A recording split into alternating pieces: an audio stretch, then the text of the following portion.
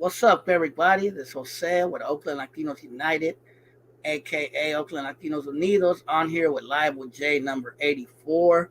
Hopefully, we get more people tapping in. Man, it's dead today. I'm not popular anymore. I got more people would be on by now. But today, we're going to have a discussion about the word Chicano and what that means. And well, what is it to be a Chicano? What does that word mean? Where does it stem from? Where did it originated from?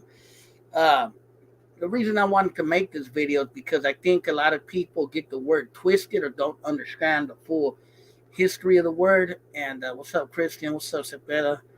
And what's up, Lucrative Sounds? And I think there's been a lot of false narratives pushed around the word Chicano. So we're going to have a guest come on in a few minutes. And we're going to talk about the history of the word. Who can identify as a Chicano, and is there a concrete, solid thing of what a Chicano really is? And I kind of, this video was kind of inspired because a while back, um, American Cholo, if you guys know who he is, said that he identified as Chicano because of the way he grew up and where he grew up in Southern California. I guess he grew up in North Hollywood. And because he grew up around like the quote unquote Chicano lifestyle, he seen himself as a Chicano. And there was a big backlash against it. A lot of channels out there made their own narratives of what it is to be Chicano.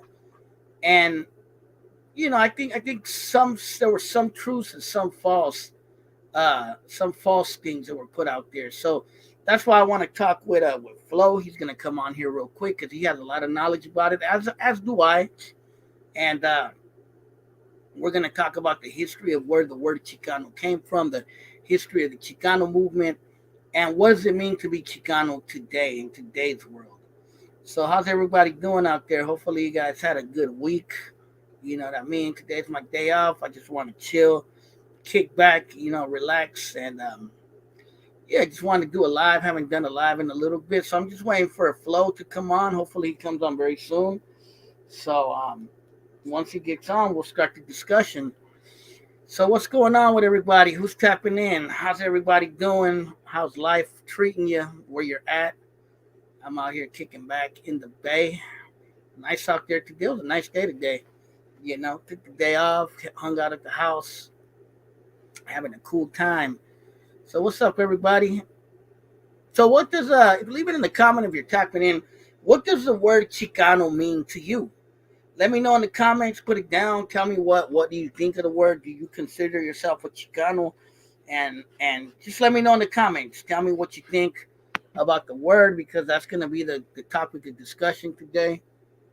And let me know in the comments. To you, what does Chicano mean? Or what does being a Chicano mean to you? And do you identify in that term? Let me know in the comments. Don't be shy to put something down. A lot of people hate on American Cholo. It goes beyond American Cholo, bro. Even people have attacked me because I'm half Salvadorian. You know what I mean? Some people might say I'm not a Chicano because I'm half Salvadorian, even though my mom is from Mexico, which is retarded. What I've been explained, what it means is a person born in the U.S. who has Mexican parents. Yeah, for sure. That's one narrative that's pushed a lot. I identify as Chicano.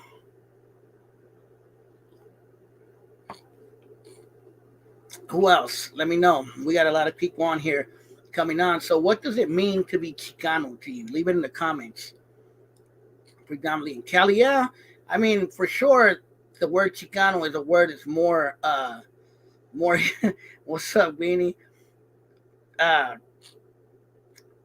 what's up, 530? I seen you commenting earlier. Welcome. But, to you, what does it mean to be Chicano? Do you consider yourself Chicano? And I've heard that before, that Chicano is a term that's only used in California, that it's not a word typically used in like Texas or in the Midwest. Uh, it means you have two cultures. Okay, I've heard that one too. So what about me? Would I be considered a Chicano?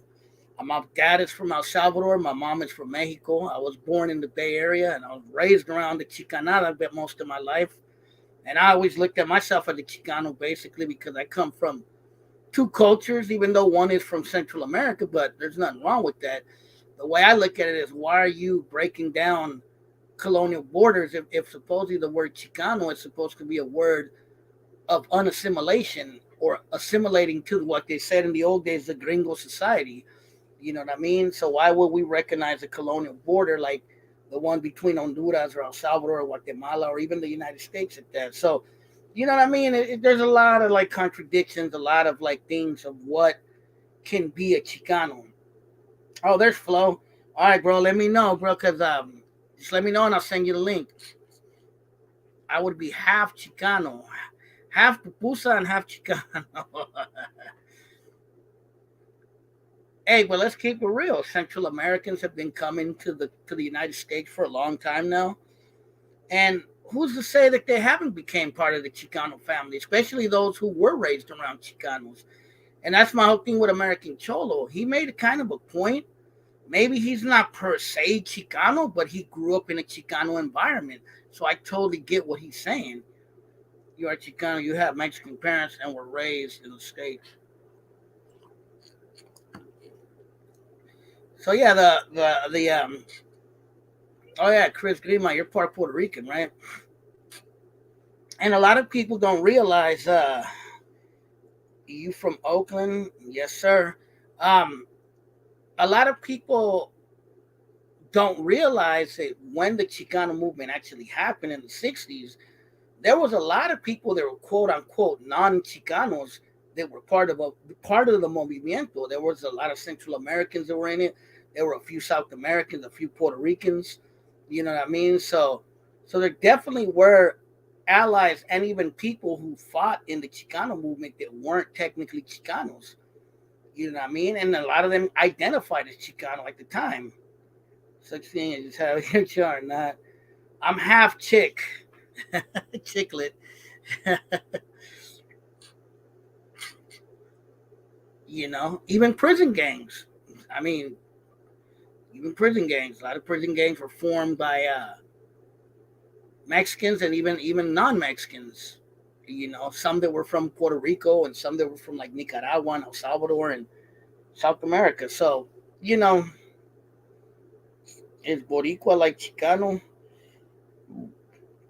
Depends. I mean, I would say like Puerto Ricans are kind of like Chicanos a little bit because not per se Mexican, but they grew up in a double culture too. You know, they especially the ones from New York or the ones that grew up in the Bay. You know, they have their culture from Puerto Rico, but in the Caribbean. But a lot of them grew up in the U.S. So they have similarities to Chicanos too. You know what I mean? But yeah, but the reason I would consider myself Chicano is because I'm not quite Mexican, I'm not quite Salvadorian, and I'm not quite American. I'm kind of caught in between. You know what I mean? So, and I grew up around the Chicanada. Like I said, I grew up around, you know what I mean, what would be considered stereotypically Chicano. And when I was growing up in Oakland, you know, the whole Chicano movement and like the Chicano mentality was still very strong in Oakland. You know, that eventually started dying out in the '90s. But you know, when I was a kid, early '90s, mid '90s, there was still a lot of that Chicanada around. All right, we're gonna get Flo to come on here. I send you the link right there. Just come in and you can join. And it should be a good discussion. And I wanted to have someone who's very intellectual on the subject talk about it. So hopefully he will coming in right now and we'll get to talking. I'm semi Chicano. I'm somewhat Chicano.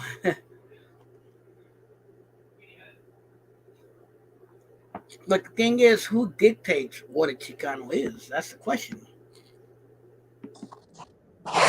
Well, What's up, man? how you been? Busy Tuesday. Same. Usually Tuesday is one of my days off. Okay, Rest. That's why I do these lives on Tuesday usually. for sure. Yeah, I was just doing that stuff right now. Before I getting on. I feel you. Yeah, so I feel you. But thank you for taking the time to come on once again. no problem, man. It's always a pleasure to be on here with you. So those of you who don't remember, Flo was on here a couple months ago when we talked back in Black History Month when we talked about Afro Mexicans and the African influence in Mexico. So welcome back to my show. And thank you again for having me on. For sure. So let's cut to the chase. So what inspired today's topic is it a while back. I'm sure you're familiar with American Cholo, right? Yes. So American Cholo, I want to say about sometime last year, I think. It was around the time all that controversy was going on with him and No Jumper. I don't know if you remember that. Yes. So somewhere around that time, there was a kind of a little bit of a backlash against him because he said something about, yes, I'm Honduran, but I was raised in North Hollywood, I believe is where he's Yeah. from, and I grew up around Chicanos, around Mexicanos, so I identify as a Chicano. I look Hmm. at myself like a Chicano, even though I'm Hondureño. Hmm. And there was like a huge backlash against that, and there was a lot of content creators, and not all of them were very smart on the sub. I'm not putting nobody down or throwing shots, but none of them ever really broke it down of what a Chicano was. It was a lot of like, oh, well, you're Honduran, so you're not Chicano. If you're not Mexican, you're not Chicano. There Hmm. was no background of what Chicano is, where it came from, the movimiento, how a lot of non-Chicanos were part of the movimiento. I'm not sure if you're familiar with that. Yes. And all that good stuff. All that was left out to push a narrative that if you're not Mexican, you can't consider yourself Chicano. Even if you're mixed Mexican, you can't consider yourself Chicano. So that's what inspired this discussion because what I felt is that none of those people that were, and again, I'm not throwing shots or saying anything about anybody out there, but none of those people threw out the facts of what Chicano is. It was a lot of like, how can I say, a lot of like personal feelings of what a Chicano was, but not a breakdown of the history of what Chicano actually is and where it came from. So I think that discussion is missing, which is the point of why I decided to make this live today and talk about this discussion. Yeah. I mean, I think you make a lot of great points. One is, I don't think there's a clear definition of what Chicano is, and that's why you have so many people saying it means this and it means that. Right. But the origins are pretty clear. The origins start somewhere in the 20s, 30s, 40s, right? They became popularized in the 40s by Pachucos, Zutsurus, right? Uh-huh. Which do have a connection to the Cholo culture. That's why I think a lot of Cholos or people who are involved in that lifestyle use that term as well, right? But then Yeah. it changed in the 60s, where in the 60s it became very politicized. So those people who were the sons and daughters of Pachucos, or even just, growing up in the 60s in that time, it was a term that was used to bring unity Yeah. to the brown Spanish speaking community, like you said, right? And it wasn't just Mexicans, right? Obviously, the majority were Mexican Americans or people of Mexican descent, but there were some folks, right? For example, I know that the Bay, specifically San Francisco, when I was doing my senior thesis in college, I remember reading that there was a big Salvadoran population there, right? And Nicaraguan too. Yeah, right. A lot of Central Americans. I didn't know that. And Puerto Ricans too. There's Yeah, always been a Puerto Rican community in the Bay Area. and I didn't know that. To me, that was a shocker when I first read that. This is like back in 2009 when I was doing again my senior thesis on San Francisco. Yeah. I was over there, doing the research and stuff, and at some point it became, predominantly or more really most half and half, right? I mean, Central American and Mexican, right? And, and look at me, I'm a product of that. I'm Yeah, Mexican exactly. Salvadorian. Yeah. Yeah, right. So I think that's why it's important to acknowledge those who are not Mexican American but do have some kind of connection to the movement, or not just the movement, but just to the struggle or to the culture, right? hmm That they can identify as Chicano because it's not an ethnicity, really. If you want to call it anything, it's more like a tribe, right, of people, or a way of thinking, right?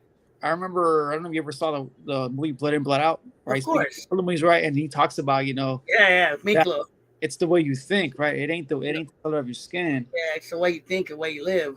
I think that was probably the best explanation, right, out of anybody that can give it. Is that's to me that's what Chicano means. And again, today it's changed. Again, it's always changed. I mean, today they don't even people don't really use that term. I would say if they are using it, it's now Chicanx. right? Yeah, All yeah. different conversation, right? We're talking about a whole different community taking It's just like the new Latinx, Chicanx. basically, right.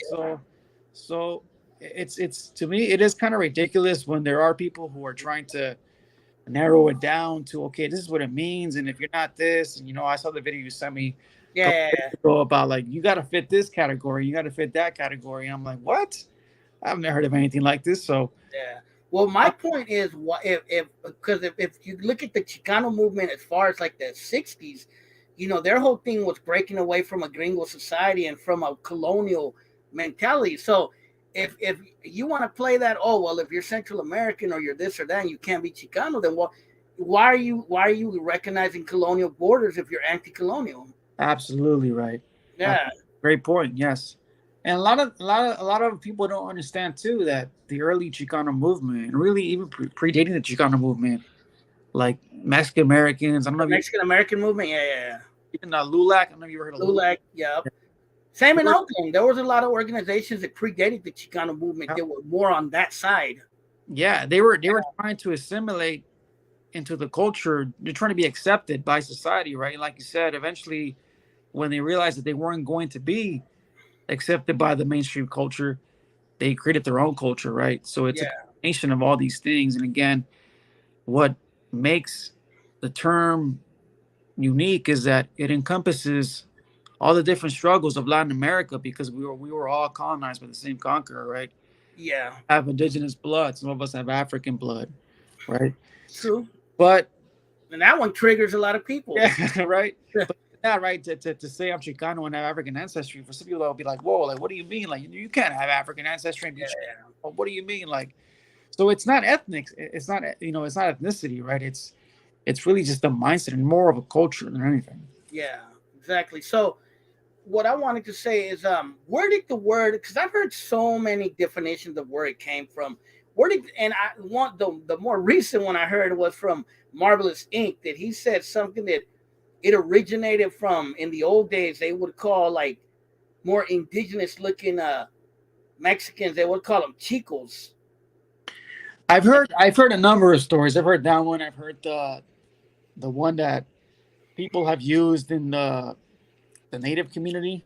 They say that Mm-hmm. it derives from Mexicano, right? Mexicano, right? But the one that makes more sense to me is the one that I heard is like it's almost kind of like the one he said, like little Mexican, right? Yeah, Like, Chicano, like not Mexican enough, so they would call them Chicanos, right? They weren't fully Mexican, so and that probably started around like the early 1900s, 1920s, 30s, 40s, because again, it was not a term that was used to empower you. It was actually a derogatory term. And I don't know if you ever seen the musical Zoot Suit, yeah, of course, many right? times. Right, and I don't know if you remember the part where one of the siblings is like, "Oh, I'm a Chicano," and that's like, don't call yourself that. Oh That yeah, it means you're trash. yeah, right.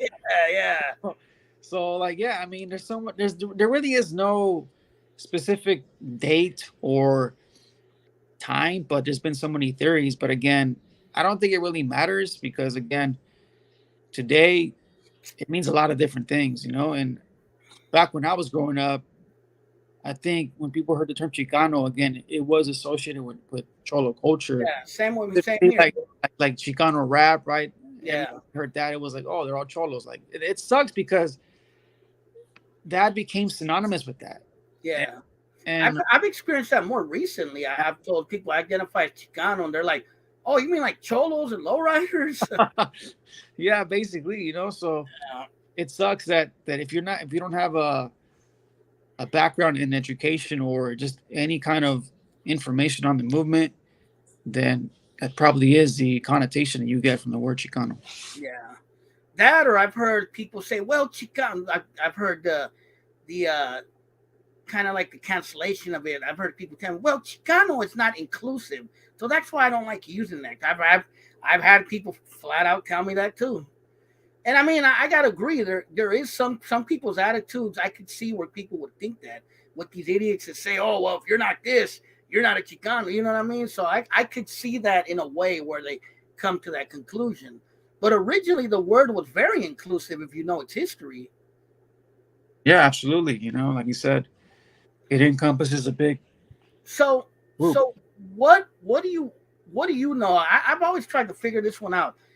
Why did the '60s generations use that term for that movimiento? Is there a clear definition of why they chose Chicano in the '60s during the movimiento? From my understanding, is again a lot of the people that were involved in the movement were the offspring of Pachucos, and they grew up with discrimination like everybody else during that time, and that was the term that they used, right? Because they were that generation of people that didn't feel like they were welcome. I think Pachucos were the epitome of I'm not American, I'm not Mexican, right? They had their own style, right? And again, Yeah, their own language. yeah, that exactly right. That evolved into what we have now in modern day Chola culture. But originally, it wasn't about that. It wasn't. Yeah, they had barrios. They had their own language, like you said, or slang or whatever. But it was a way of rebelling against the society, right? And I Yeah, think a lot of those people ended up doing that to embrace that term, and then just took it and basically ended up turning a whole movement around it, right? yeah. So I wanna break down for you could at least know a little bit about the. And you said you've studied it, so you might know some things I'm talking about. I want to break down a little bit about the history of the Chicano movement in the Bay Area and how different it was. I mean, it was similar to the one in LA, but some of the differences of some of the different nationalities that were involved in it that don't get talked about a lot. So I read one book called The Last Chicano by Ruben Manuel Delgado. He was one of the big Chicano movement guys at UC Berkeley during the 1960s. He was part of the Third World Liberation Strike. I'm pretty sure you heard of that before. Yes. Yeah, and him and Isidro Macias, they worked together with Richard Aoki. I'm pretty sure you heard that name. That name is pretty synonymous. And they worked together also with the Black Student Union at UC Berkeley. And there was this big, huge protest, the Third World Liberation Strike. And in the book, he talked about how a lot of non-Chicanos were part of the Chicano Student Union at UC Berkeley, and they were identifying as Chicanos. There was actually non-Latinos. Some of them were Jewish, some of them were white.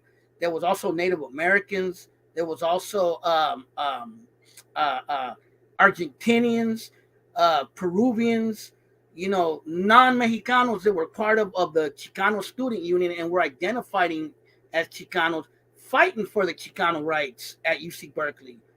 You know what I mean? And not just that, the Brown Berets in Oakland, they were well known of having Puerto Rican members.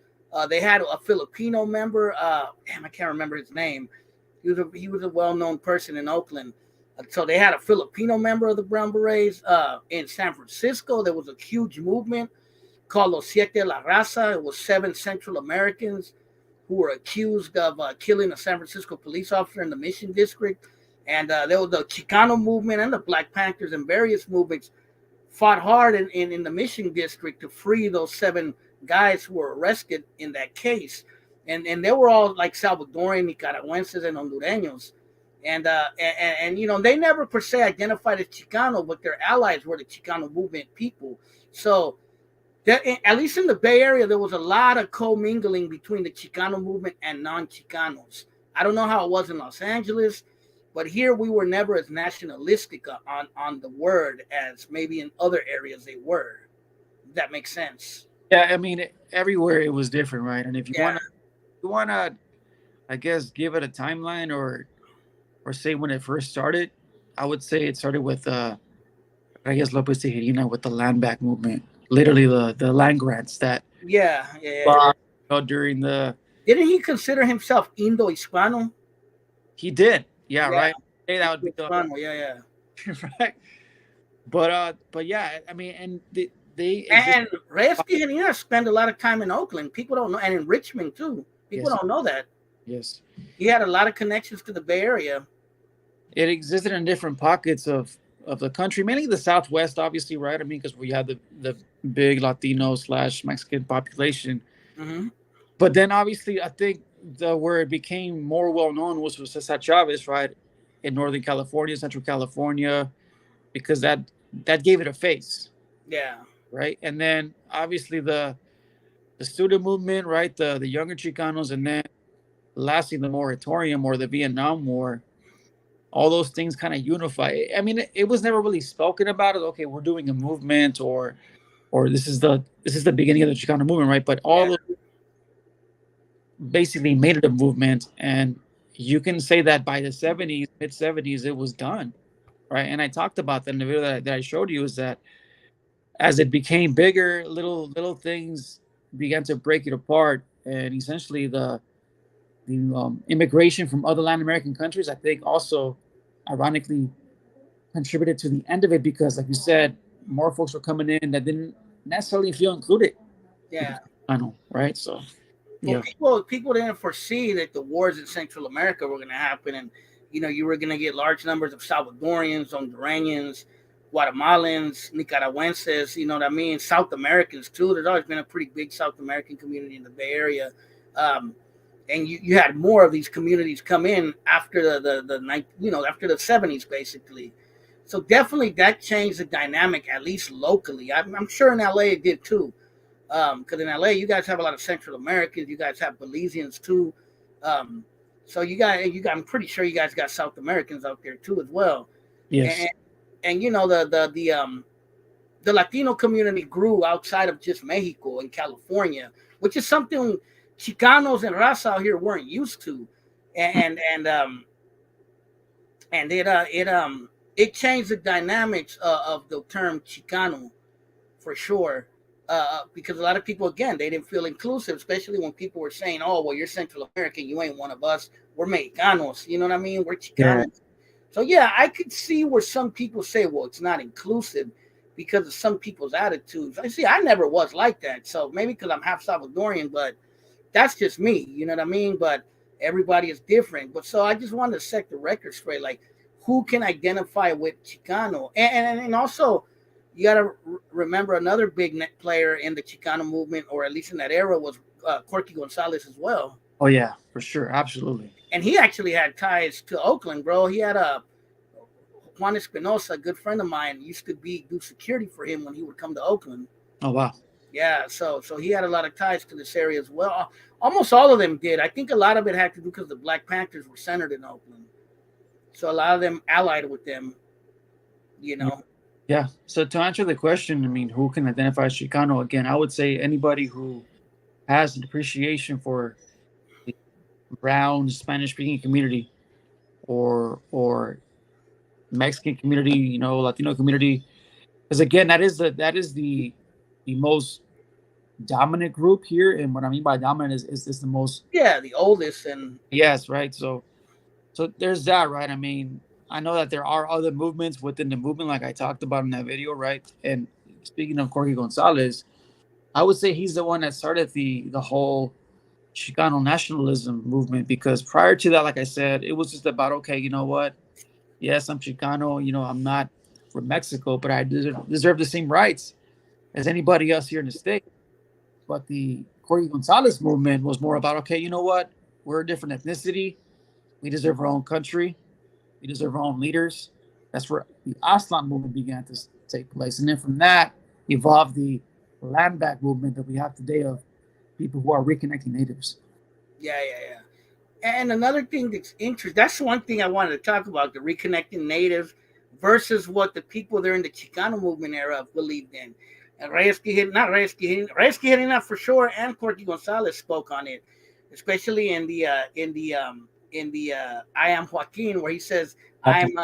I'm Aztec prince and Spanish king. So they identified with the mestizaje Absolutely. label back then, which is something that I've spoken about before, not in depth, but I have mentioned it before. And then that changed to like, I'm not Spaniard, I'm just puro indígena. Mm-hmm. And where did that change come about, you think?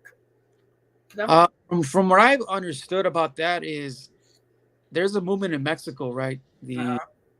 the indigenous movement that started with a couple of intellectuals in Mexico City, and I don't know if you ever heard of Don Miguel Ruiz. Sounds familiar. I might have heard of him. The books on Toltec wisdom, Toltec knowledge, right? So it's like a little I, group. I think I know what book you're talking about. Yeah, it's like a little group of people who initially, when they started doing that, it was with good intentions, like anything else, right? try to reconnect with the native peoples, try to reconnect with the native traditions. But I think what you have today is a perversion of that. And what I mean by that is that there's a lot of hate. And a lot of these people, we've talked about this, you and I, and Oh yeah, all the time. a lot I've of these talked folks, about that with Gato Negro too, who's on yeah, here. they got a lot of trauma, and even though they might have good intentions, they don't know how to communicate a lot of the times. And I think that's why a lot of folks don't necessarily connect to that movement that come from the Chicano movement or have a similar ideology or similar background because of that, right? Yeah, And there's different pockets of it, right? But from my experience, a lot of the people that I've met from that movement are not very welcoming, especially with other Chicanos or other Mexican Americans or Latinos, right? They and just we've talked about it like you many don't times, bro. they don't like you if you don't identify fully indigenous. Yeah, that or even like, and I don't want to sound like this, bro, but I've like I said, I've been to some powwows where there's a lot of North American natives, and they just look at me like I'm a Mexican, like you ain't one of us. Yes. You know, Yes. and very hostile. Not all of them, but some of them came at me hostile. I'm like, well, damn, bro, I'm just here chilling, bro, man. Yeah, you And have. on the same token, there'll be a white dude there, and they don't come at him like that. I've seen that too. Yeah, I was gonna say that too. There's a lot of gatekeeping, right? Yeah, Or colorism, which is kind of ironic because this thing grew out of that, right? Because they don't believe in mestizaje or don't identify with the term mestizaje. But then there's a lot of, oh, you're a little too light skinned to be indigenous, or yeah, you don't you're too colonized to be indigenous, right? There's a lot of gatekeeping in this community, yeah, for sure. and the more you do that, the less it's gonna grow in my eyes, right? I mean, because the Chicano movement attempted to include people in Yeah, that. Right? It was okay, your raza, right? Whatever. That's another term that came out of that movement too. and That, that originated from Jose Vasconcelos, which yeah, a lot of people dislike now. yeah, I know, right? Back then, Yeah, it was like beloved. Now it's like, oh, this guy's a Nazi sympathizer or Hitler sympathizer. There's a lot of folks who just, are. that is interesting. How did the Chicano movement era um, identify with Jose Vasconcelos' writings and then use his terminology of La Raza Cósmica and all that? I think is that exactly like you say. The embracing both cultures because prior to that, if you want to go back to, let's say, the beginning of Mexico as a country, right? In the very beginning, you had a lot of these different caste names for people, right? Excuse me. Uh-huh. And in the very beginning of Mexico as a country, you had the attempt to try to remove the caste names, right? They Yeah, were there, in society, but legally, okay, everybody's a Mexican. That was the attempt, right? yeah. It was like a Mexican nationalism, basically. Right, but it didn't really take into effect up until the 1850s, 1860s. Ironically, by an indigenous president, he was the one that did most of the damage to native peoples in the sense that a lot of the land reforms, Mm-hmm. liberal reforms, stripped land from native peoples. Because prior to that, even during the colonial period, again, people don't know this, native peoples lived in communal lands during the colonial period when Spain was in control, right? Because the Yeah, Spanish, I remember the video you made about that. they granted, right, or they recognized these land grants that they had for, I guess, thousands of years, right? Mm-hmm. Yes, you had conquerors right in the very beginning, but the encomiendas that were set in place were removed within a couple of decades, right? Yeah, you had your haciendas here and there from some folks, right? But there's this popular belief that everybody was under haciendas, all natives were enslaved. That wasn't the case, right? I've heard the also the narrative that if you are a native with the Spanish last name, you were enslaved. A lot Mm, actually also, became baptized or they accepted the names, right? I mean, there's and if you think if you really look at this logically, right? And I've looked at the numbers as well, right? uh-huh. The first 50 years of the conquest, native peoples were still the majority of the Okay. population in New Spain. So if the narrative was they came and raped everybody and killed everybody and murdered them, right? That would have shown on the numbers. Even up into the 1810s, They were still the majority. Today, they're only 50% of the population. And that's still pretty big. Yeah, that is pretty big. But how did we go from 60% in 1810 to 15% in less than 200 years or Yeah, 200 under colonial rule? You would think that you will have lost all of them, right? But yeah.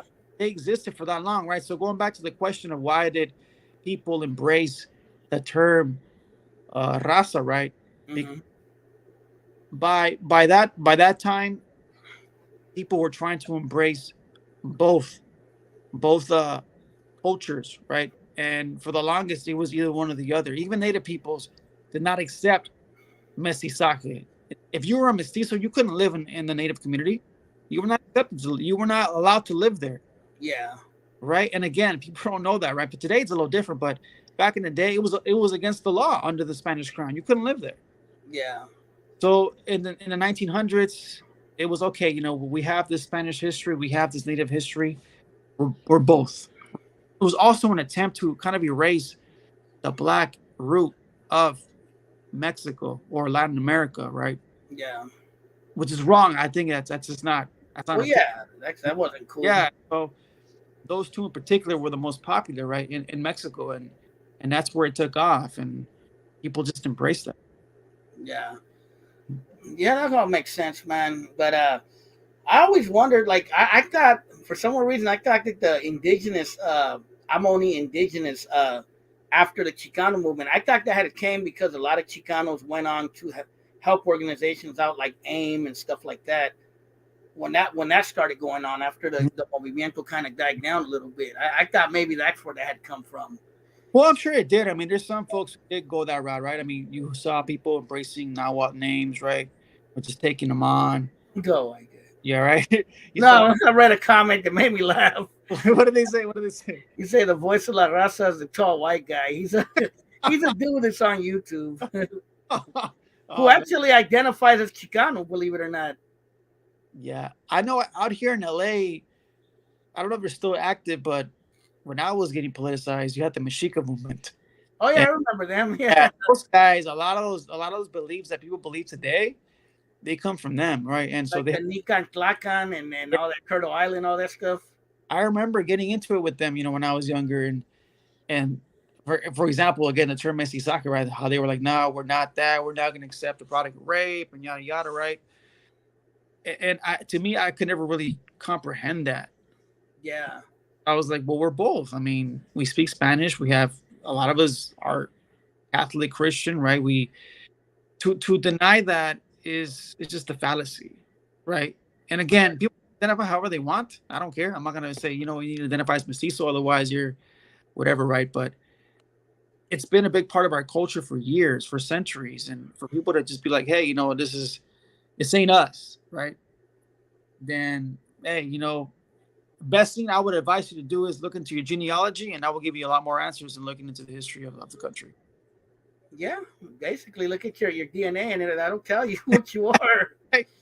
Yep. I mean, there are some people that are still fully native, but there's not as many. Yeah, even those who are fully native, they have some Spanish. Yeah.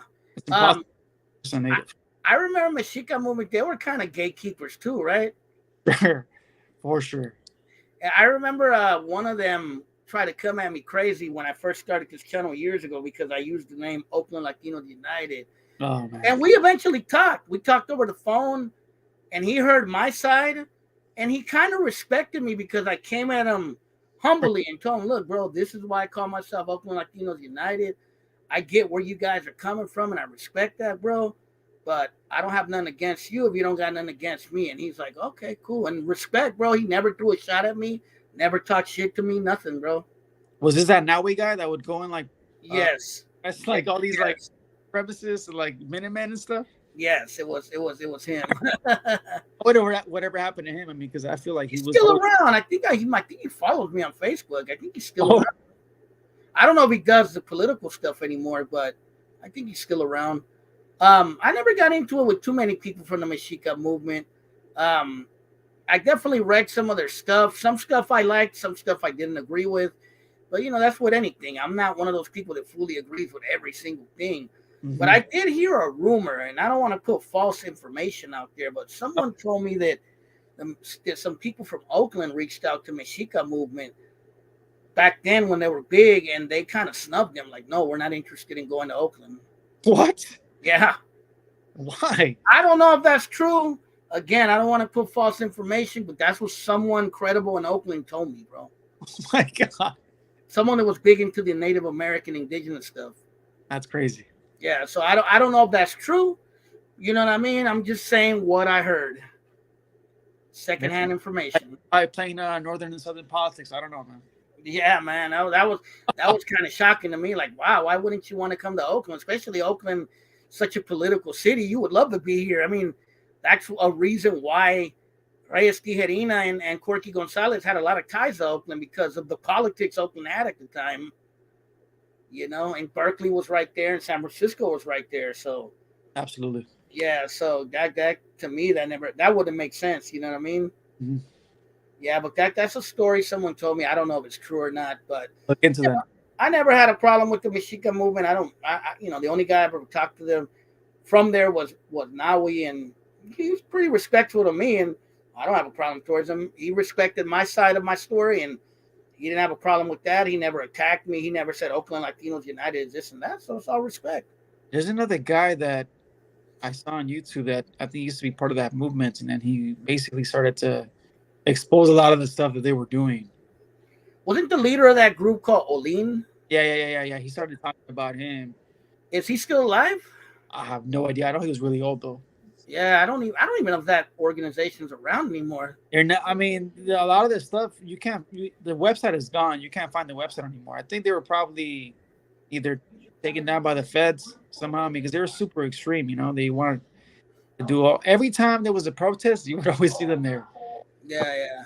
So, I, I went to the website and I couldn't find them. I've gone to Instagram and Facebook and I don't see them anymore. So, you know, Yeah, I haven't heard about them in a long time. yeah. I mean, Who knows? but yeah, but yeah. So to end it with this, because I know you don't have a lot of time. So let's now that we spoke about the movimiento, about where the word Chicano came from, why people identified with it in the '60s, and all that good stuff. What is it to be a Chicano? Am I a Chicano? I'm Mexican and Salvadorian. Is American Cholo considered a Chicano? You know, were the non-Latinos or non-Mexicanos in the Chicano movement in the 1960s considered Chicanos that were part of the movimiento? You know, that's the big question here today. Again, to answer that question, I would say yes. I mean, I've never seen you as not. I don't know if you're going to identify as that. I assume you know about the movement. I assume you know about the culture, the history. Because it wouldn't make any sense to be like, yeah, I'm Chicano, and you don't know anything about it, right? Yeah, So if someone calls themselves a Chicano, I believe them. yeah. Yep. I look at it like this. I don't think there is a true definition of what a Chicano is. I think it's whatever you want to make it. I know that the consensus is that you have to be of Mexican parents born in the United States to be considered a Chicano. That's the general consensus. I've heard another one too that even having Mexican parents doesn't make you a Chicano. Your parents have to be Chicano. I've heard that one too. That one too. Yep. So so it's like, what if you're half white Mexican? What if you're half Native American and Mexican? What if you're half black and Mexican and you grew up more Chicano? You know what I mean? I think that all comes. What if you're an Afro Mexican that lives here Yep. Yeah. and you grew up Chicano, which I'll, I actually knew some. I'll tell you this: there are Mexican Americans who are not Chicanos, and there are Mexicans who are Chicanos. If that makes any sense. Yeah. I've met Mexicanos, bro, who grew up in the Bay Area, bro, and they're Chicano as hell. Yep, and there are Mexican Americans who speak more Spanish, identify more Mexican culture. So it's a culture. It's the way you think. It's what you choose to believe. Someone said if you're willing to give your life for a carnal. There you That go. was on Blood In, Blood Out too. There you go, man. There you go. Yeah, man. And like I remember like when I was a teenager in Oakland, when I was younger. Not actually no, when I was a kid in Oakland, not even a teenager. I can. Oakland also had a lot of Native Americans because Oakland was big with the, the movement in the '50s where they relocated a lot of natives. Yes. Oakland was one of the big cities where they brought a lot of natives from that. So a lot of the natives in Oakland grew up around Chicanos. So when I was a kid, I knew hella Native Americans that identified as Chicano, bro. Oh yeah, for sure. Yeah, a whole bunch, bro, and a lot of them married Chicanos, and their kids were mixed. So you find that too. So to me, at least my definition of a Chicano, yes, maybe you do have to have to some degree some Mexican in you to be considered a Chicano, but I don't see nothing wrong if you're not Mexican, at least if you're from Central America, Puerto Rico, South America. But if you grew up around the Chicanada and you identify as a Chicano because that's what you grew up in, I don't see nothing wrong with that either. At least saying I'm an adopted Chicano. Yeah, and again, it's usually the ones that don't know anything about the movements or the history that will say you're not. Yeah, yeah, exactly, and that's why we made this live because I felt that the people that were bringing these, like that girl that was making that video I showed you, and not just her, not just her. There was plenty others. Trust me, I don't want to put no names out there. Plenty others, but many of them didn't speak on the points we spoke on today. They just have a general. I believe that Mexicans born here are Chicanos, nothing else. That's like again the general consensus. Yeah, Yeah, and we're always trying to gatekeep. exactly. I don't understand why they do that. Maybe to preserve something, but at the end of the day, like I said, if you want to call yourself one, then you are one. Basically, that's the way I look at it. I mean, I'm Mexican and Salvadorian. Who's to tell me I'm not Chicano? There you go, man. That's the way I look at it. Exactly. And if you do, we could debate it on here. It's somebody else. Maybe somebody else who disagrees with you. Maybe they'll want to jump on, and talk to you about it. Yeah, yeah, for sure. Well, hey, Yes. man, if I don't know if you still got some time, but I think we had a pretty good Yeah, discussion. I agree. Yeah, I might end up logging off. I got to work early tomorrow. So, but thank you again for having me on here, and I always welcome Yeah, yeah, nah. those. Thank you for taking the time to come on, bro. It's always a pleasure to have you on because I always know if I have you, you're gonna be able to back up a lot of stuff that I know. It's not just me talking out of my butt. Exactly. And it's always cool to have the combos through DM, even if it's just like memes or whatever. It's just like Oh conversation. yeah, we go back and forth all day with stuff. Yeah, man. But thanks a lot. For sure. If you guys want to learn more about just history, I mean, you guys can follow my YouTube page, and I think Jose will link the. Oh Is it, yeah, I'll yeah, put it down there for sure. I'll put it on there. I'm also on Apple, on all the listening platforms. But if you want to watch short clips, because I know some folks don't like watching entire clips. I'm also on TikTok, right? I'm just a historian, just putting stuff out. So For sure. So be sure to check out Flo's channel, subscribe. Uh, Also on IG, Flo. He does live sometimes too. Used to be Rasa Scan Podcast. yes, So something even they could look up Rasa Scan Podcast, they might still find you, huh? you've typed that up, you'll find the videos as well. So, All right, bro. Well, be safe, man. Thanks for coming on, and hopefully you learned a little bit about the Chicano movement in the Bay Area as well. for sure, for sure, all the time. And I mean, you're always putting stuff out, and I appreciate you as well. For sure. Yeah, we gotta know the history even up here, bro. Right. All right, Yep. man. Órale, pues. Take care. Be See you. safe. Yeah. Like, yeah, man. That was Flo that joined us with today's topic on Chicano discussion. Who's a Chicano? What is a Chicano? What is the definition of a Chicano? And there's really not a real definition if you really think about it, because it's a word that's very vague and it has a very vague history, But definitely there was a big movement around the Chicano movement, and that's where that originated from. You know what I mean? If anybody wants to join in on the discussion real quick, I'll be on for a little bit, but I got to get off in a little while. If you guys want to join in on the discussion real quick, there's a link. Chicano is a colonizer term. I'm Indio. I've heard that too. I've heard people say that. I'm stranded. So what's up, man? What you guys think of the topic tonight?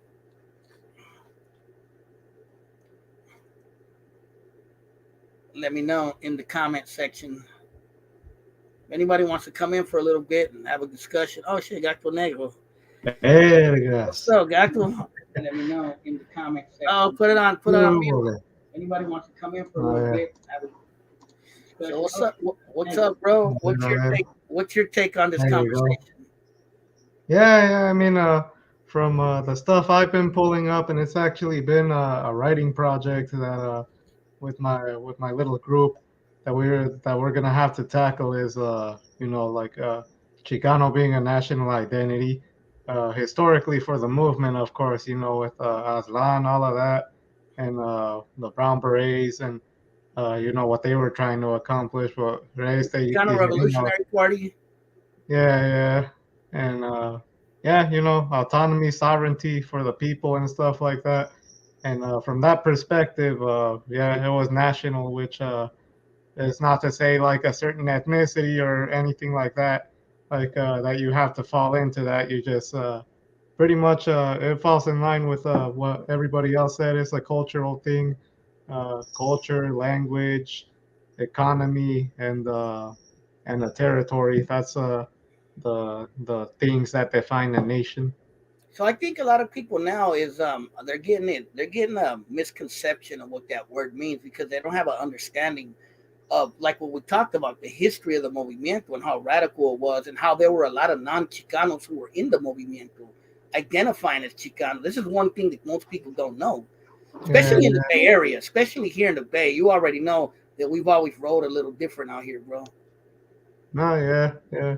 And it's crazy because like back in the day, that was what this area was known for. More so LA and stuff like that. For Yeah. some reason, what's it called?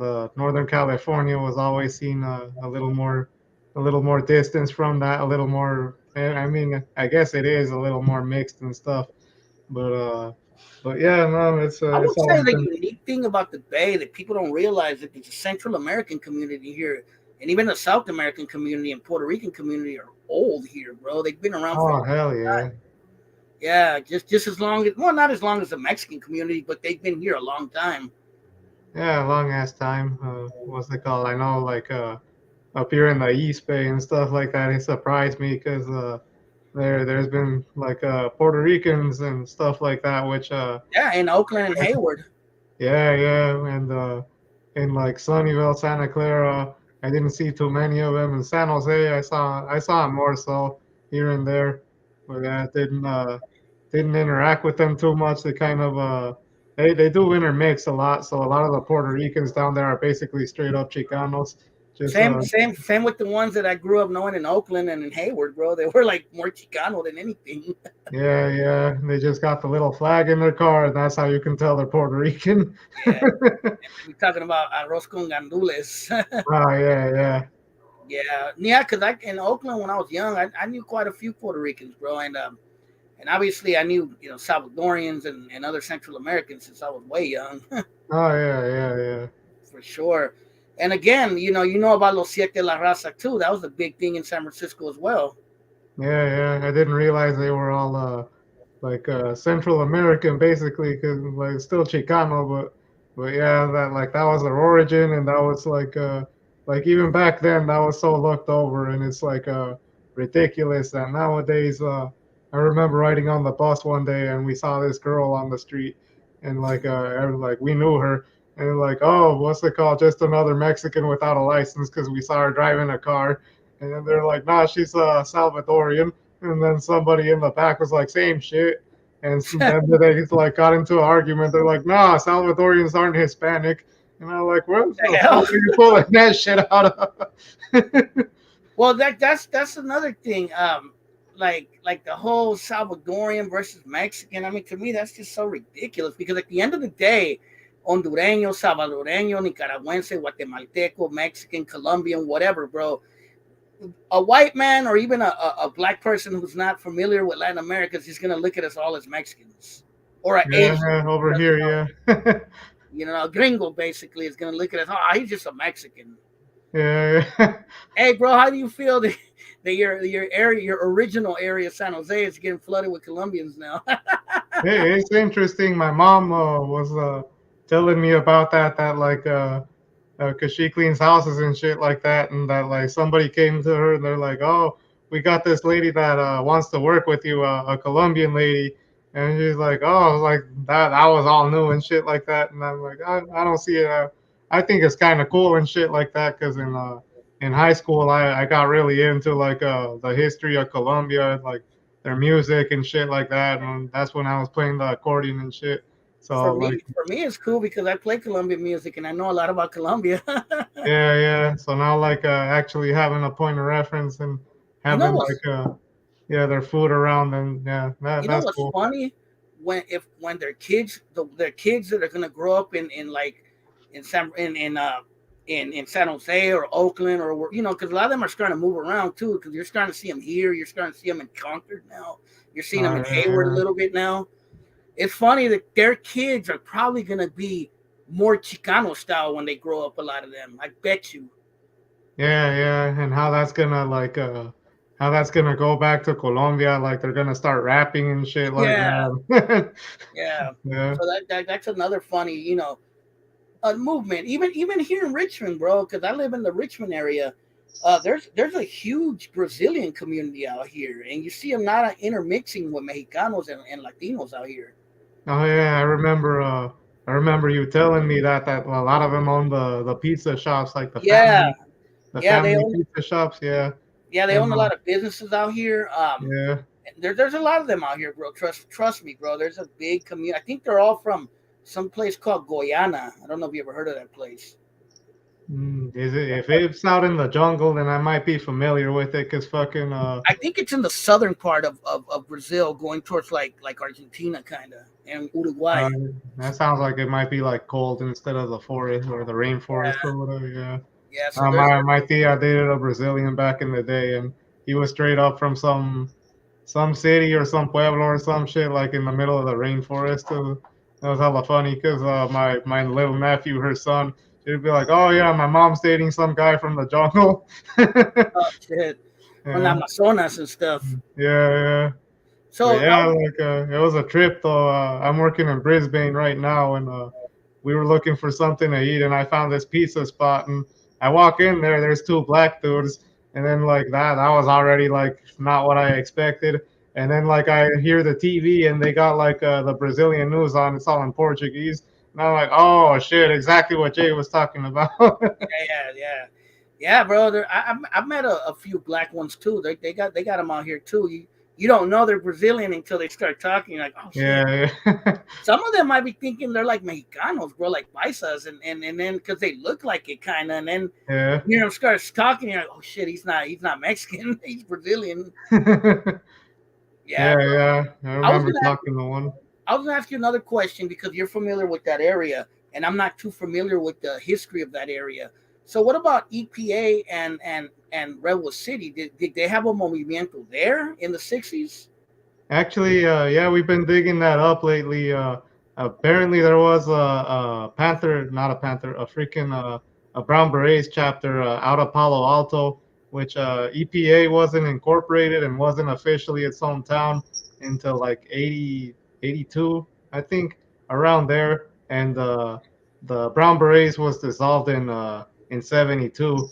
So the Palo Alto chapter was more than likely out of EPA, and Okay. it was either formed by people in EPA like the Mexicanos that were barely just getting there, or they were Chicano students from Stanford that were a lot of Mm. them lived in EPA because that's where they could And afford. they had Mexicans in EPA even back then, right? They had probably not as many, but they had Yeah, some. not as many. Yeah, but yeah, they were starting to get there.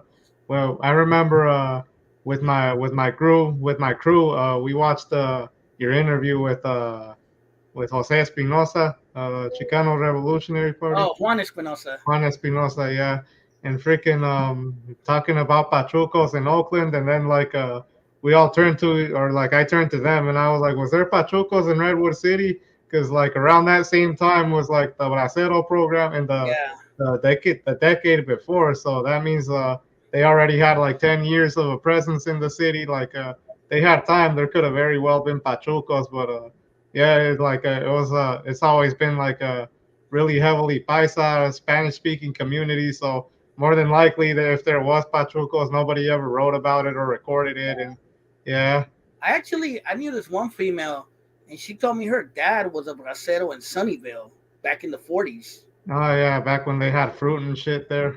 Yeah, and then Yeah.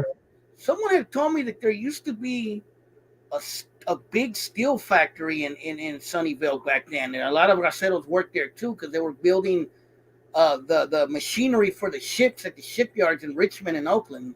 Oh yeah, and like they still I think I know where that is.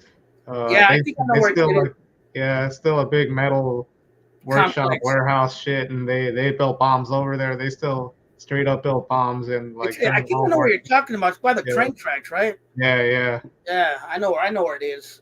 yeah, yeah, and then it's still there, and I guess they're still making bombs. That's what somebody told me. No, And wow. freaking what's it called? Yeah. So they had brown berets out of EPA, and from what I gather, they also had a like I don't know if it was a Raza Unida party chapter, but there was people in EPA organizing the Mexicano Chicano community that had ties to the Raza Unida They, they, party they, out of Union City or wherever it was from they over had there. a Raza Unida party in Oakland too. A lot of people don't know that. Yeah, yeah. Yeah, I think it was based in Oakland, the Bay Area chapter, and for some reason they would have like their like mass annual meeting in Union City, which this is is the pretty interesting. This place over here is down the way now for me. Has a lot of Chicano history and shit, even though it's hella small. And this is the thing, bro. This is what pisses me off so much, bro. There's so much Chicano and Raza history in the Bay Area that is completely unknown, bro. Look at all the stuff we talked about tonight, bro. We could write a whole book on this stuff, bro. yeah, yeah, It's sad, and people act like, oh, that we're this immigrants that came here. We don't have a history here. We didn't put roots here. It's like, come on, man. What the hell are you talking about? But I don't blame them because they don't know because that part of our history is not told or talked about or even written about.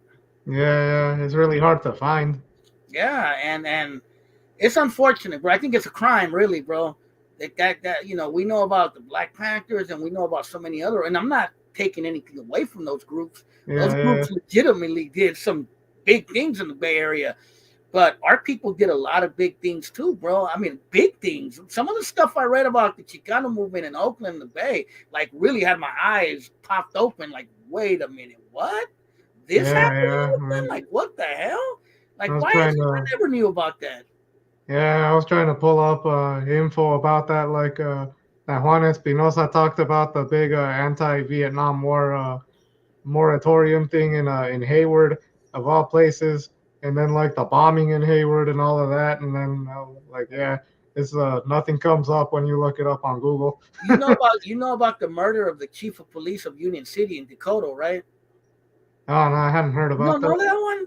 Nah. Oh, that was the murder of William Cann. He was the chief of police of Union City, and in 1973 or 72, I think it was right after the Brown Berets disbanded.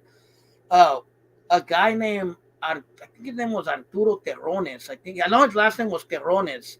He was murdered by the Union City police because he supposedly stole the ham from a supermarket. Oh damn. And he got shot and killed, and there was a riot in Dakota. And the chief of police came to a community meeting to try to calm the riot down, and some snipers took him out, bro. Oh damn. And it was three members that were supposedly former Brown Berets. I think they had went underground and they became part of the Chicano Liberation Front. Yeah, I yeah. think I could be wrong. Don't quote me on that. FBI, if you're watching, don't quote me on that. But what happened was they killed the chief of police, and it was three guys, and I think one was from Union City, one was from Oakland, and one was from San Jose. Yeah, yeah. I'm surprised you Yeah, never heard it. Watch, I'm gonna send you some info about it, bro. yeah, I just googled it right now from William Chicano Cann, yeah, River. you'll Oh find some. yeah, yeah, it's mentioned right here. I'm Yeah, surprised nothing came up when I was trying to pull up info about them. so that's a history of Dakota and Union City area that's not known either. Yeah, yeah, it's crazy. There's a building off Mission in Dakota. You'll see it. It has hella Mesoamerican murals on it, and like Oh yeah, yeah, yeah. I've made a yeah, video there before on my channel. yeah, yeah, yeah. I was wondering what the hell that was, and I guess they Someone were told me, using it as like a bike repair shop most yeah, recently, but as of now, it's just been sitting there. yeah. Um, Dakota. Somebody once told me that Dakota, believe it or not, was originally a Puerto Rican neighborhood. I wouldn't doubt it. I That I mean, don't know, but that's what somebody once told me. And that when the braceros came, it became a Mexican neighborhood. okay, yeah, yeah. 'Cause Yeah, I know it's been that way a while. and another neighborhood that people don't know was a Puerto Rican neighborhood was Campo Ramos Oh yeah, in yeah, Hayward, which yeah. for those who don't know, that's right off Silva, I believe, Silva Street, like Jackson. Oh, okay, yeah. Yeah, that's Campo Ramos. Or Oh, okay. That's why I saw that tag over there. Someone's kids are getting up on that. yeah, and originally they used to call it Camp Ramos or Ramos Camp. That's what originally they used to call it. Yeah. And there's actually a church called De La Cruz Church there. It's a Christian church, and that church was founded by Puerto Ricans. Oh shit. Yeah, Yeah, yeah, yeah. the Puerto Ricans were the De La Cruz family was a big Puerto Rican family there in Campo Ramos. Oh yeah, yeah. What's it called? When I dated a Puerto Rican chick, I don't know if her Puerto Rican side was tied to the De La Cruz family, but the mom was swore that like every Puerto Rican in Hayward was related to them. Oh, really? Yeah, and then I'm like, I mean, I maybe Hayward is the Redwood City. when I was in when I was not in high school, I was fresh out of high school. I dated a girl in Hayward, and she was half Puerto Rican Yeah, for a yeah. while. Yeah, so I've always knew about the Puerto Ricans out there, and also um, I knew about the Puerto Ricans in Oakland and the Mission District too. Oh, yeah, yeah. Yeah, so that's Yeah, what I'm saying, bro. It's just amazing that we've coexisted here with other Latinos for a long time in the Bay Area, bro. And for people to say, "Oh, well, he's not a Chicano," and this and that, it's just stupid, bro. yeah, it was crazy. I know. I've been working with a few people that like I've come to realize are Nicaraguans. I just thought they were Chicanos, but like Nicaraguan in origin. But God knows how far that went back. Because they'll be telling me that like their parents grew up in the mission and shit, and they used to uh they used to see Carlos Santana practicing right there with his brothers, That and sounds like my fucking dad. yeah, yeah. And one dude, he must be like in his 40s or something like that. And he was telling me that like somebody on like one of the jobs was trying to punk him or some shit like that. And they were working up in the city. So he called up all his people because like he's like a OG in the mission or some shit like that. And he Yeah, said that like when the white dude walked down like out of the building, then like all the freaking all the cholos and shit from the mission were right there waiting for. yeah, I feel you. Someone asking in the comments, "Are you indigenous?" Yeah, yeah. I mean, yo, cause freaking, what's his name? Chicano's a colonizer term. Yeah. I'm Nicantlaka. Have you ever took a DNA test? I haven't took one yet. My sister took one. It was like 40%, 40%, no, like 30% indigenous or whatever, American Indian, whatever they call it, Hmm. 10% East Asian. So that was a little weird. I guess East Asia is close to the Americas, and maybe that's from way back Siberia, then. right? That's like Yeah, Siberia and all that. Yeah. yeah. Or maybe my grandma was actually onto something when she said that we had a family in Japan. Yeah, Yeah, and then you're the related other to like you're related to Genghis Khan. Something. Yeah, yeah, Yeah, probably one of the bloodlines right there. And then the like 40%, the other of it was like straight up Iberian. So just no African. yeah, and the 3% Cameroon or some shit like that. And then Órale. yeah, so it came out all Iberian, but yeah, No, from no what I Italian or Sicilian. yeah, yeah, which was interesting to hear, cause yeah, like cause Mexico's has like all kinds of Europeans over there. Oh yeah, Um, yeah. yeah, contrary to what people usually think. But yeah, from what I know, the DNA tests are pretty much just an educated guess.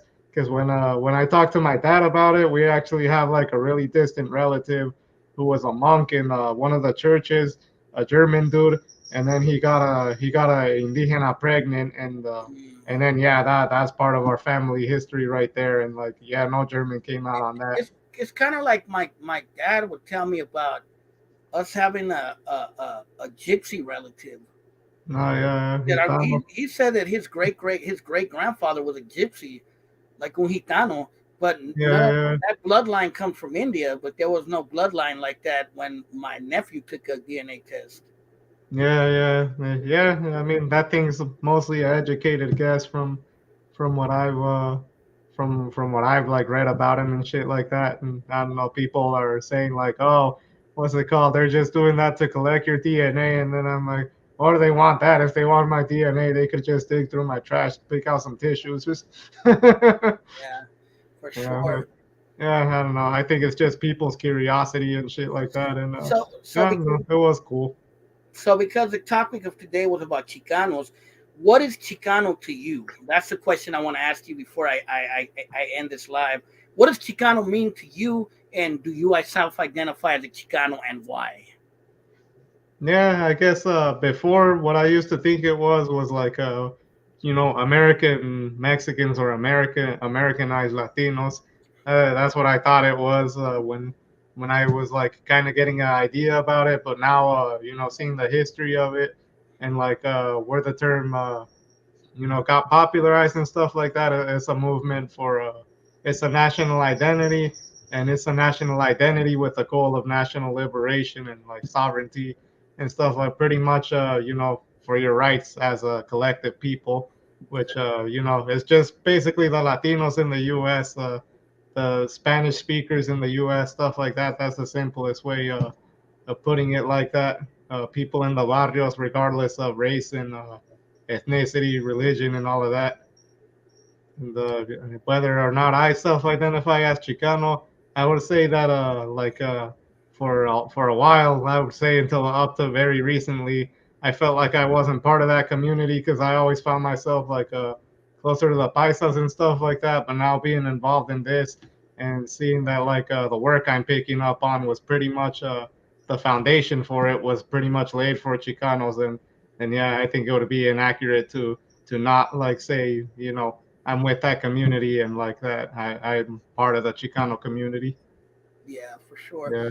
For me, I kind of feel like I want to say like a bridge gapper because I've always been able to get along with Chicanos, and I also got along with the Paisas and with people from Latin America, and regardless of what country they're from. So there's always kind of been I've always kind of felt like I'm a bridge between the two, and I've always identified as Chicano because of growing up in Oakland. I grew up. I guess when I was a kid, the spirit of the Chicano movement was still kind of around Oakland. It hadn't died out yet. So Yeah. I can remember fools saying, "Yeah, I'm a Chicano, Chicano power." Like I could remember fools talking like that in Oakland when I was a kid. So I always identified myself as that because of that. And yes, I know this is a cliche, but yes, there was like the cholo style, the low riders, and I grew up around a lot of that kind of stuff. So I always just said, "Okay, I'm a Chicano because that's what I grew up around." You know, Yeah. if you ever seen the documentary Children of Violence, I grew up Oh more yeah, yeah, around yeah. that kind of those kind of dudes. Like those kind of dudes were still around when I was a kid and when I was a teenager. Yeah, yeah. Yeah. I was showing that to one of my bosses and shit because he's a Chicano from I don't know where, but he's from the Bay, and I know he said he lived in Brentwood. Maybe he's from like that Everyone area. in the comments keeps saying that we look like we're related. Hey, you look like a light skinned version of me. Yeah, yeah. I'm actually Maybe- light. I'm What's it actually called? hella light skinned. Look, I'm only burnt in my face. What's it called? I got my 7 caves, so that means I have to be Chicano. Yeah, man. All right, bro. Well, I'm gonna cut this live. Thanks for coming on, bro. Thanks to Flo as well for coming on, and just wanted to get the record straight because I think there's a lot of people that put false narratives out there, bro, and they just cause divisions and they don't realize what. Maybe they're doing it with good intentions, but they don't realize what they're doing. Like homie said, a lot of gatekeeping, which is unnecessary. Yeah, yeah, I definitely been realizing that, and like, people want to feel special, and people want to feel like freaking, really, something like unique for themselves and shit like that, and like, yeah, and in the end, they forget like, what the whole point of coming together and stuff like that is, and My whole thing is yeah, with the word Chicano dying out and so many people not identifying with it. I'm saying, why would you want to exclude people? Why not include people and make it big again? Fuck it. yeah, that's like, what's it called? People put so much work into doing that in the first place. Yeah, for sure. Yeah. All right, Gato. Well, I'll talk to you later. I'm about to get off. I'm actually kind of tired. Yeah, I should probably get to bed too. Yeah. No, pero estaba perrón. Yeah, but gracias for coming on and putting your 2 cents, bro. It's always, always a pleasure having you on because you're an intellectual too. You know a lot of, you like me, you think a lot. I like having intellectual thoughts as well. I like having hood people on too, but I like having intellectual discussions as well. It's a good mix. It's a good mix. Yep. For sure. Órale pues, carnal. I'll talk to you later. All right, I'll be around. All right, man. All right, y'all. Well, how did you guys like that live? If anybody wants to donate anything, you could send a super chat, or you could send a little something to the Cash App. How about Oakland Latinos United? What somebody say? Oakland Latinx United. But yeah, man. Let me know in the comments what you guys think. You know what I mean? What you guys think of tonight's live? What you think of today's topic? Do you self-identify as Chicano? You know what I mean? Gracias, raza business. Do you identify with the word? Do you understand the word? You know what I mean? Oloni nikan klakan. That's right. But for sure, I think just a lot of people have a misconception of what the word Chicano means, and I think a lot of people put a lot of false narratives out there, and they don't really take the time to just read a book about Chicano history. And there's plenty of them out there. There's plenty of information, and I think it's important to also talk about the Chicano history of the Bay Area, which is never talked about. Let's keep it real. Let's keep it 100. Chicano history of the Bay is never talked about. So you know what I mean. That's another important thing, and that's been my whole mission to put that history out there, especially from the Bay, because there's so much rich history here with our raza that's not talked about or known. I'm telling you, there's a lot of history in the Bay, especially in Oakland, San Francisco, and San Jose, Hayward, and even Berkeley and Richmond. You know what I mean? With Chicanos that people don't know, which is unfortunate because that's what gives people ammunition to say we're these immigrants, that we don't have no history here, that we're living off the rights of other people. Nah, screw that. We fought for our own rights in this area, bro. You know what I mean? And we had allies with the Black Panthers and with a lot of other organizations. So, you feel me? Let's bring out that story because people don't realize it. It's not written, yeah, down and widespread, exactly. So that partly this today was about the Chicano movement in the Bay Area, the Chicano movement in general, and what is a Chicano. That was what today's discussion was about. You know what I mean? Hopefully you guys liked what we were talking about. Hopefully you guys enjoyed it. Like I said, if you want to donate anything in super chat, if you guys want to donate anything to the Cash App, help out Jose, press the like, subscribe, let people know about this video, send this video to people out there, and you know what I mean. Keep supporting Oakland Latinos United. You know what I mean. I ain't going nowhere. I'm gonna keep going, keep discussing different topics. You feel me? And yeah, man. Hopefully, you guys like tonight's live, learned something from it. And the next time you hear someone talking about Chicano and they don't know what they're talking about, bro, send them to this video. Tell them to at least watch this video and observe, you know. But that's about it. I'm gonna leave it there. You guys have a nice night. Take care. Funky Aztecs. One Chicano, two Chicano, three Chicano, four. I remember that song. That's barrioism, wasn't it? On the Loma, kicking on the Loma. That song was tight. Jay Gato, brother. But anyway, I gotta get off. I'm tired. For some reason I didn't sleep that well last night, so Probably gonna go to sleep in a little while. Oh yeah, I finally got my shoes. Hold on, let me show you. They came in the mail. My Travis Scotts. They were real. You see, look. You guys are gonna make fun of me and say they're fake, and they're brown too. So I got them. I got them in the. I got them in the mail today. The Travis Scotts. See, look, official Nike box. Hey, thanks to este loco de Fast Gas Dave. It's because of him I got those. Because he told me the website where to get them. And I got them for cheap too. Malo Suavecito, the official Chicano anthem. Hey, Malo's from San Francisco, from the Mission District. That's straight. That's straight up Chicano music from the Bay. Well, actually, Malo was Puerto Rican, but you know the music is identified with Chicanos. The dude Argelio Garcia, he was Puerto Rican. He was the leader of Malo. That's another thing. The whole Chicano sound that people copy so much today started in the Bay Area with Malo, Santana, Tower of Power, Sheila E., her dad, Peter Escobedo, his band Azteca, Cold Blood, Tequila. What other bands? There was a lot of bands back then in the Bay Area, and that whole sound came from the Bay Area, from Oakland, from San Francisco, mainly from the Mission District, but Oakland played a part in it. San Jose played a part in it. Hayward, you know, the whole Bay Area. Yeah, Tower of Power was mixed. There was blacks, there were Chicanos. You feel me? There was whites too. I think a Native American too. The Mexican E40. But yeah, man. Yeah, I like the Travis Scotts. They're nice, bro. I like the color. That's the only reason I got them. And then I got these too recently. These Air Force Ones. They're hella comfortable. They're like a soft material and they don't crease. They feel like almost like wearing a Yeezy. You know, they're hella comfortable. It's an Air Force One. I think it's made out of recycled material. That's why the bottom looks like that. But I just recently bought these. I was wearing them yesterday. They're hella comfortable. But yeah, man.